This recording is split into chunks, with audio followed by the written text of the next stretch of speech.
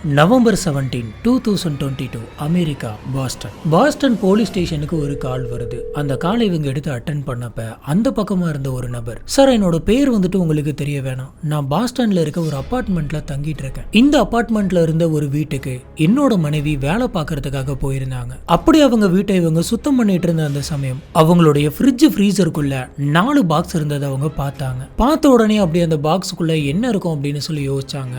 என்ன இருந்தாலும் அது நம்ம வீடு கிடையாது, அதனால நம்ம எதையுமே எடுக்க கூடாது அப்படின்னு சொல்லிட்டு அந்த பாக்ஸ் அப்படியே வச்சுட்டாங்க. இருந்தாலும் அந்த பாக்ஸுக்குள்ள என்ன இருக்கும் அப்படின்னு சொல்லி மறுபடியும் யோசனை போய்கிட்டே இருந்ததுனால சரி நம்ம திறந்து பார்க்கலாம் அப்படின்ற ஆர்வத்துல என்னோட ஒய்ஃப் வந்துட்டு அந்த 4 பாக்ஸையும் ஓபன் பண்ணி பார்த்திருக்காங்க. இப்படி ஓபன் பண்ணி பார்த்தப்ப அந்த 4 பாக்ஸுக்குள்ளேயும் 4 பிஞ்சு குழந்தைங்களுடைய சடலம் வந்துட்டு இருந்திருக்கு. எங்களுக்கு தெரிஞ்ச உடனே இதை உங்ககிட்ட சொல்லிட்டோம், இனிமே நீங்க தான் பாத்துக்கணும் அப்படின்னு சொல்லிட்டு அந்த போன் காலை வச்சிருக்காரு. இதை கேட்ட உடனே ஃபர்ஸ்ட் போலீஸ் ஆபீசர்ஸ்க்கு என்ன தோணி இருக்கு அப்படின்னு பாத்தீங்கன்னா, இது ரேண்டமா வரக்கூடிய ஒரு பிராங்க் கால் போல இருக்கு, அதனாலதான் இந்த மாதிரி பேசிட்டு உடனே வச்சுட்டாங்க அப்படின்னு யோசிக்கிறாங்க. ஆனா அது என்னவா இருந்தாலும் அதை போயிட்டு பார்க்க வேண்டியது நம்மளுடைய கடமை அப்படின்னு சொல்லி யோசிச்சாங்க. அவங்க சொன்ன அந்த அபார்ட்மெண்ட் ரூமுக்கு போயிட்டு அந்த வீட்டுல இருந்த ஃப்ரிட்ஜ் ஓபன் பண்ணி பாக்குறாங்க. அங்க அவங்க சொன்ன மாதிரி 4 பாக்ஸ் இருந்திருக்கு. அந்த 4 பாக்ஸையும் ஓபன் பண்ணி பார்த்தப்ப உள்ளார ஒரு தின் ஃபாயில்னால மூடப்பட்டிருந்த 4 பிஞ்சு குழந்தைங்க கிடைச்சது, அதுவும் உறைஞ்சு போன நிலைமையில. இதை பார்த்த உடனே போலீஸ் ஆபீசர்ஸ் வந்துட்டு அந்த 4 குழந்தைகளும் எடுத்துட்டு ஹாஸ்பிட்டலுக்கு போறாங்க. அந்த 4 குழந்தைங்க எப்படி அந்த ஃப்ரிட்ஜுக்குள்ள வந்தது,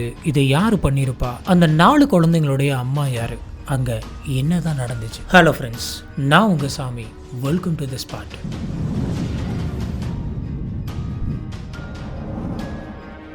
அந்த குழந்தைங்களோட சடலத்தை செக் பண்ண டாக்டர்ஸ் வந்துட்டு அந்த 4 குழந்தைங்கள 2 பெண் குழந்தை 2 ஆண் குழந்தை அப்படின்னு சொல்றாங்க. இப்போ போலீஸ் ஆபீசர்ஸ் அவங்களோட இன்வெஸ்டிகேஷனை ஸ்டார்ட் பண்றாங்க. அது எங்க இருந்து ஆரம்பிக்கிறாங்க அப்படின்னு பாத்தீங்கன்னா, முறையா இவங்களுக்கு போன் பண்ணி சொன்ன அந்த நபர்கிட்ட இருந்து ஆரம்பிக்கிறாங்க. அந்த நபர் என்ன சொல்றாரு அப்படின்னு பாத்தீங்கன்னா, நாங்களும் வந்துட்டு இதே அபார்ட்மெண்ட்ல தான் குடியிருக்கோம். இந்த அபார்ட்மெண்ட்ல நானு, என்னோட ஒய்ஃப், அப்புறம் எங்களோட குழந்தை ஒண்ணும் இருக்கு. எனக்கு ஒரு தங்கச்சி இருக்கு. என்னோட தங்கச்சியோட பேர் வந்துட்டு அலெக்சஸ். அந்த அலெக்சஸும் இதே அபார்ட்மெண்ட்ல தான் ஒரு வீடு எடுத்து தங்கி இருக்காங்க. இந்த கடைசி சில மாசங்களா என்னோட தங்கச்சிக்கு வந்துட்டு உடம்பு சரியில்லை, அதனால அவங்க வீட்டுல இருக்கக்கூடிய வேலைகள் எல்லாத்தையுமே வந்துட்டு என்னோட ஒய்ஃப் தான் பாத்துக்கிட்டு இருந்தா. இப்படி என்னோட ஒய்ஃப் வந்துட்டு அடிக்கடி அந்த வீட்டை போயிட்டு சுத்தம் பண்ணிட்டு வருவா. இப்படி கிளீன் பண்ண போனப்பதான் ஃப்ரிட்ஜுக்குள்ள இருந்த அந்த 4 பாக்ஸை பார்த்திருக்கா. பார்த்த உடனே என்னோட ஒய்ஃப் வந்துட்டு பயங்கரமா ஷாக் ஆனாங்க. உடனடியா அவங்க என்கிட்ட வந்து இந்த விஷயத்த சொன்னாங்க, அந்த ஃப்ரீசர் பாக்ஸுக்குள்ள அந்த பிஞ்சு குழந்தைங்க எல்லாம் இருக்குது அப்படின்னு. இதை கேட்ட நான் வந்துட்டு கொஞ்சம் கூட நம்பவே இல்லை. உனக்கு என்ன பைத்தியம் பிடிச்சிருக்கா, ஃப்ரிட்ஜ் ஃப்ரீசருக்குள்ள எப்படி குழந்தைங்க இருக்கும் அப்படின்னு சொல்லி நான் திட்டினேன். சொல்ல போனா இதெல்லாம் உன்னோட மன பிரம்மையா கூட இருக்கலாம் அப்படின்ற மாதிரி நான் சொன்னேன். இதை கேட்ட என்னோட ஒய்ஃப் வந்துட்டு,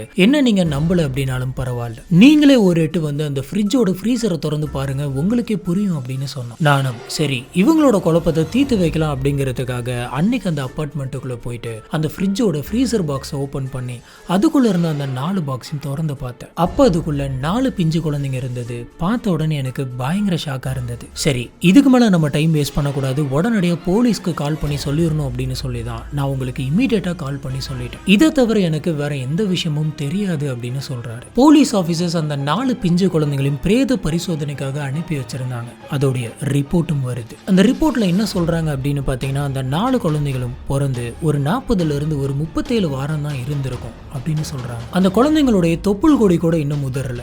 இன்னும் 2 குழந்தைங்களுக்கு கட் கூட பண்ணாம அப்படியே வச்சிருந்திருக்காங்க. இதுக்கப்புறமா அந்த 4 குழந்தைங்களுடைய DNA எடுத்து செக் பண்ணி பார்த்தப்ப அந்த 4 குழந்தைகளும் பிரதர்ஸ் அண்ட் சிஸ்டர்ஸ் அப்படின்னு தெரியுது. அதாவது அந்த 4 குழந்தைகளும் ஒரே வயித்துல பிறந்த குழந்தைங்க. இந்த சமயம் போலீஸ் ஆபீசர்ஸ்க்கு எக்கச்சக்கமான கன்ஃபியூஷன்ஸ் வருது. அதாவது இந்த 4 குழந்தைகளும் ஒரே டைம்ல பிறந்திருக்க முடியாது. ஒவ்வொரு குழந்தைக்கும் இடையில 1ல இருந்து 2 வருஷம் டிஃபரன்ஸ் ஆச்சும் இருந்திருக்கும். ஆனா இந்த குழந்தைங்க எப்படி இறந்து போச்சு? ஒருவேளை 4 குழந்தைகளும் இறந்து பிறந்ததா? அப்படி இருந்தா ஏதோ ஒரு குழந்தை 2 குழந்தை வந்துட்டு இறந்து பிறந்திருக்கலாம். ஆனா எப்படி 4 குழந்தைக்கு இந்த மாதிரி ஆயிருக்கும்? ஒருவேளை இந்த குழந்தைங்களாம் பிறந்ததுக்கு அப்புறமா அந்த குழந்தைகளை கொலை பண்ணிருப்பாங்களோ அப்படின்னு போலீஸ் யோசிச்சாங்க. அப்படியே இருந்தாலும் ஏன் கொலை பண்ணணும், எதுக்கு கொலை பண்ணணும் அப்படின்ற மாதிரியான பல குழப்பங்கள் இருந்தது. இதுக்கு எந்த ஒரு பதிலுமே கிடைக்கல. ஏன்னா 4மே கை குழந்தைங்க. இது கூடவே இந்த ரிப்போர்ட்ல என்ன சொல்றாங்க அப்படின்னு பாத்தீங்கன்னா, அந்த 4 குழந்தைங்களோட உடம்புலையும் எந்த விதமான காயமும் இல்லை. இதுல இருந்தே அந்த குழந்தைங்களை யாருமே துன்புறுத்தல, கொலை பண்ண ட்ரை பண்ணல அப்படின்னு தெரியுது. அது மட்டும் இல்லாம அந்த குழந்தைங்களோட வயிறு வந்துட்டு காலியா இருந்திருக்கு. அதுங்களுக்கு சாப்பிடறதுக்குன்னு சொல்லி எதுவுமே கொடுக்கல. ஒருவேளை அப்படி கொடுத்திருந்தா அதுல விஷம் விஷம் கூட கொடுத்துருக்கலாம் அப்படின்ற மாதிரி போலீஸ் யோசிச்சாங்க.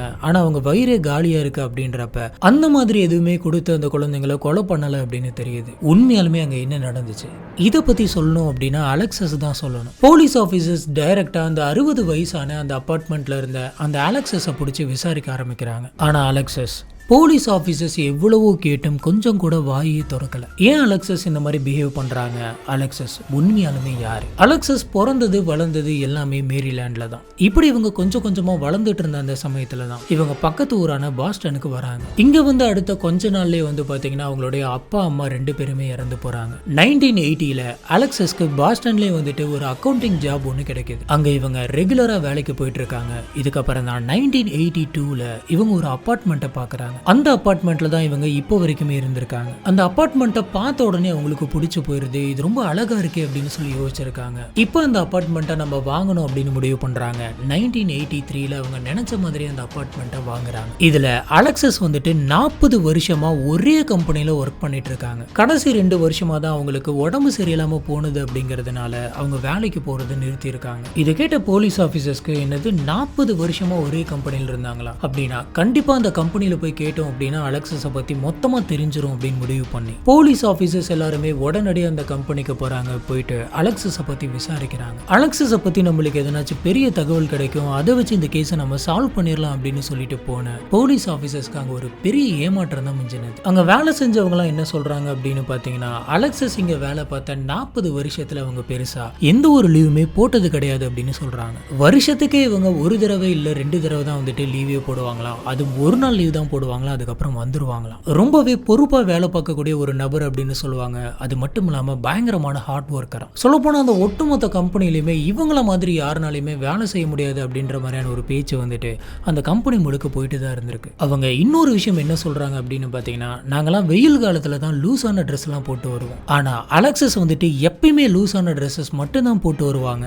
இதை பத்தி நாங்க ஒரு வாட்டி அவங்க கிட்ட கேட்டப்ப எனக்கு எப்பயுமே லூஸான ட்ரெஸ் போட்டுக்க தான் பிடிக்கும் அப்படின்னு சொல்லியிருக்காங்க. இதுக்கப்புறமா போலீஸ் ஆபீசர்ஸ் வந்துட்டு அலெக்சஸோட குழந்தைங்களை பத்தி சொல்லுங்க அப்படின்னு கேக்குறாங்க. இதை கேட்ட அங்க இருந்தவங்க எல்லாருமே பயங்கரமா ஷாக் ஆகுறாங்க. அலெக்சஸ்க்கு குழந்தைங்க இருக்கா? சொல்ல போனா அலெக்சஸ்க்கு குழந்தைங்க இருக்கு அப்படின்ற விஷயமே நீங்க சொல்லிதான் எங்களுக்கு தெரியுது. அலெக்சஸ் வந்துட்டு சிங்கிள் லேடி அப்படின்னு சொல்லிதான் நாங்க எல்லாருமே நினைச்சுக்கிட்டு இருந்தோம் அப்படின்னு சொல்றாங்க. இதை கேட்ட போலீஸ் ஆபீசர்ஸ்க்கு ஒண்ணுமே புரியல. இவங்க சொல்றதெல்லாம் வச்சு பார்த்தா இப்ப ஃப்ரீசருக்குள்ள இருந்த அந்த குழந்தைங்க வந்துட்டு அலெக்சஸோட குழந்தைங்க இல்லையா அப்படின்னு யோசிக்கிறாங்க. போலீஸ் ஆபீசர்ஸ் இப்ப என்ன யோசிக்கிறாங்க அப்படின்னு பாத்தீங்கன்னா அந்த 4 குழந்தைங்களும் கண்டிப்பா அலெக்சஸோட குழந்தைங்களா தான் இருக்கணும். ஒருவேளை இது வேறவங்களோட குழந்தைங்களா இருந்தா அவங்களோட குழந்தைங்களை காணோம், இந்த மாதிரி பிறந்த உடனே காணாம போயிடுச்சு, இல்ல இந்த மாதிரி ஆயிடுச்சு அப்படின்னு சொல்லி கம்ப்ளைண்ட் பண்ணிருப்பாங்க. இந்த மாதிரி எந்த ஒரு கம்ப்ளைண்ட்டுமே இல்லை அப்படின்றதுனால அலெக்சஸ் தான் சீக்கிரட்டா பிரெக்னென்ட் ஆயிட்டு இந்த குழந்தைங்களை பெற்றிருக்கணும் அப்படின்னு யோசிச்சாங்க. அதுல இன்னொரு முக்கியமான விஷயம் என்ன அப்படின்னு பாத்தீங்கன்னா அந்த 4 குழந்தைங்களும் ஒருத்தவங்களோட குழந்தைங்க தான் அப்படின்னு சொல்லி நம்ம ஆரம்பத்திலே சொல்லியிருந்தோம். இப்படி இருக்கிறப்ப எப்படி ஒரு அம்மா வந்துட்டு கம்ப்ளைண்ட் பண்ணாம இருந்திருப்பாங்க அப்படின்னு யோசிச்சாங்க. இதை வச்சு பாக்குறப்ப இவங்க தான் அவங்களோட அம்மாவா இருக்கும் அப்படின்ற மாதிரி பேசினாங்க. ஒருவேளை அலெக்சஸ் வந்துட்டு எப்பயுமே லூசா ட்ரெஸ்ஸஸ் எல்லாம் போடுறதுனால அந்த கம்பெனியில் இருந்தவங்களுக்கு அவங்க பிரெக்னெண்டா இருந்திருக்காங்க அப்படின்ற விஷயமே தெரியாம போயிருந்திருக்குமோ? இந்த விஷயத்தை பத்தி போலீஸ் ஆபீசர்ஸ் மறுபடியும் அந்த கம்பெனியில் ஒர்க் பண்றவங்க கிட்ட கேட்கறாங்க.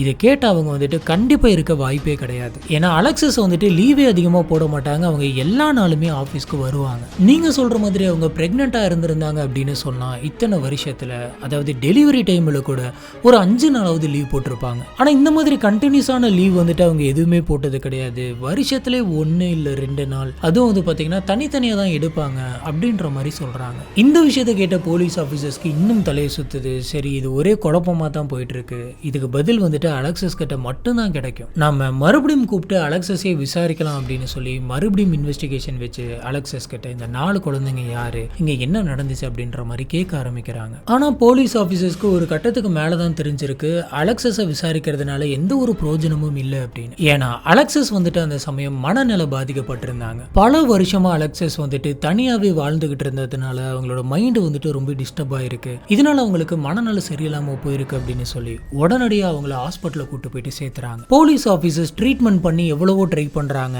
ஆனா அலெக்சஸ்க்கு இதுக்கு முன்னாடி என்ன நடந்தது அப்படின்ற எந்த ஒரு விஷயமே அவங்களால ஞாபகப்படுத்திக்க முடியல. என்னதான் இந்த 4 குழந்தைகளும் இவங்களோடது அப்படின்னு சொல்லி போலீஸ் ஆபீசர்ஸ் யூகிச்சு வச்சிருந்தாலும் அதை கன்ஃபார்ம் பண்ணிக்கணும் அப்படிங்கிறதுக்காக இவங்களோட இவங்களுடைய டிஎன்ஏவையும் குழந்தைங்களுடைய டிஎன்ஏவையும் எடுத்து டெஸ்ட் பண்ணி பார்க்கறாங்க. இப்படி டெஸ்ட் பண்ணி பார்த்ததுல இது ரெண்டுமே வந்துட்டு மேட்ச் ஆயிருக்கு. போலீஸ் ஆபீசர்ஸ் என்ன யோசிக்கிறாங்கன்னா, எதனால அலெக்சஸ் வந்துட்டு அவங்களோட குழந்தைய எடுத்து இந்த மாதிரி ஃப்ரீசருக்குள்ள வைக்க, ஒருவேளை அந்த குழந்தைங்களாம் இறந்து பிறந்ததுனால அதுங்களை புதைக்கிறதுக்கு மனசு இல்லாம அவங்க ஃப்ரீசர்லயே போட்டு வச்சிருக்காங்களோ அப்படின்ற மாதிரியும் போலீஸ் ஆபீசர்ஸ்க்கு தோணுச்சு. இப்போ போலீஸ் ஆபீசர்ஸ் வந்துட்டு அந்த குழந்தைங்களுடைய அப்பா யாரு, இவங்க பிரெக்னெண்டா இருந்தது ஏன் கம்பெனியில அவங்கள சுத்தி இருந்தவங்க கிட்ட இருந்து மறைக்கணும், இந்த மாதிரி நிறைய கேள்விகள் ஓடிட்டு இருந்தது. ஒருவேளை அலெக்சஸோட வீட்டை போயிட்டு சர்ச் பண்ணோம் அப்படின்னா நம்மளுக்கு எதனாச்சும் கிடைக்க வரலாம் அப்படின்னு சொல்லி போலீஸ் ஆபீசர்ஸ் அலெக்சஸோட வீட்டுக்கு போயிட்டு கம்ப்ளீட்டா எல்லாத்தையுமே சர்ச் பண்றாங்க. இப்படி சர்ச் பண்ணப்ப அந்த வீட்டுக்குள்ள இருந்து ஒரு பர்த் சர்டிபிகேட் கிடைக்குது. 1982ல அலெக்சஸ்க்கு ஒரு பெண் குழந்தை பிறந்திருக்கு அப்படின்னு சொல்லி அதுல மென்ஷன் பண்ணப்பட்டிருக்கு. அந்த பர்த் சர்டிபிகேட்ல அம்மா அப்படின்னு சொல்லி அலெக்சஸோட சைனை தான் அவங்க போட்டிருக்காங்க. ஆனா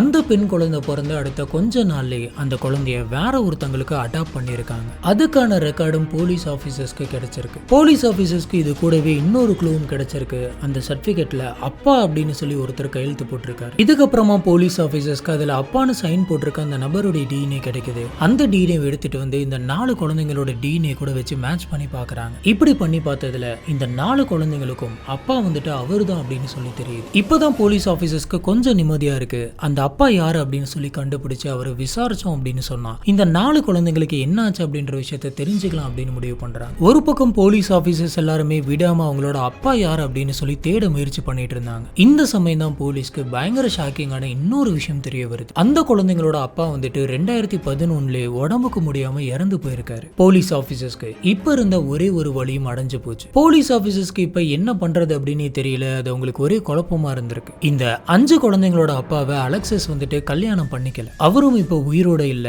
அந்த குழந்தைங்களுக்கு என்னாச்சு அப்படின்னு சொல்ல வேண்டிய அலெக்சஸ்க்கும் இப்ப மனநல சரியில்லை. இந்த கேஸை எப்படியாச்சும் முடிக்கலாம் அப்படின்னு சொல்லி போலீஸ் ஆபீசர்ஸ் எவ்வளவோ ட்ரை பண்ணாங்க. ஆனா என்ன நடந்துச்சு அப்படிங்கறத அவங்களால கண்டுபிடிக்கவே முடியல. இப்படி போயிட்டு இருந்த அந்த சமயம் வந்துட்டு இந்த கேஸ் வந்து கோர்ட்டுக்கு வருது. அந்த குழந்தைங்க வந்துட்டு இறந்து பிறந்ததா இல்ல பிறந்து இறந்ததா அப்படின்ற விஷயமே தெரியல. இப்படி எந்த ஒரு உண்மையுமே தெரியாத இந்த நிலைமையில எப்படி ஒருத்தங்களை அரெஸ்ட் பண்ண முடியும் அப்படின்னு சொல்லி அலெக்சஸை ரிலீஸ் பண்ணிடுறாங்க. ஏன்னா இவங்க தான் இந்த கொலையை பண்ணாங்க அப்படின்றதுக்கான எந்த ஒரு எவிடன்ஸுமே அவங்களுக்கு கிடைக்கல. சொல்லப்போனா போலீஸ் ஆபீசர்ஸ்க்கு சுத்தி இருந்தவங்களுக்கு அங்க என்ன நடந்திருக்கும் அப்படின்றது கூட தெரியாது. இப்போ இந்த கேஸில் இருக்கக்கூடிய ஒரே ஒரு ஹோப் என்ன அப்படின்னு பாத்தீங்கன்னா அலெக்சஸ் தான். அவங்களுக்கு மறுபடியும் பழைய விஷயங்கள் ஞாபகம் வந்து அவங்க கரெக்டான மென்டாலிட்டிக்கு வந்தா மட்டும்தான் அந்த 4 குழந்தைங்களுக்கு என்னாச்சு அப்படின்ற விஷயம் தெரியும். அதனால இப்போ வரைக்குமே இந்த கேஸ் வந்துட்டு ஒரு அன்சால்வ்டு கேஸாவே முடியுது. இந்த வீடியோ பத்தி உங்களுக்கு என்ன தோணுது, நீங்க வேற என்ன நடந்திருக்கும் அப்படின்னு சொல்லி யோசிக்கிறீங்க அப்படின்ற விஷயங்கள் எல்லாம் கீழே இருக்கக்கூடிய கமெண்ட் பாக்ஸ்ல மறக்காம ஸ்பாட் பண்ணுங்க. நம்ம அங்க வச்சு இதை பத்தி டிஸ்கஸ் பண்ணுவோம்.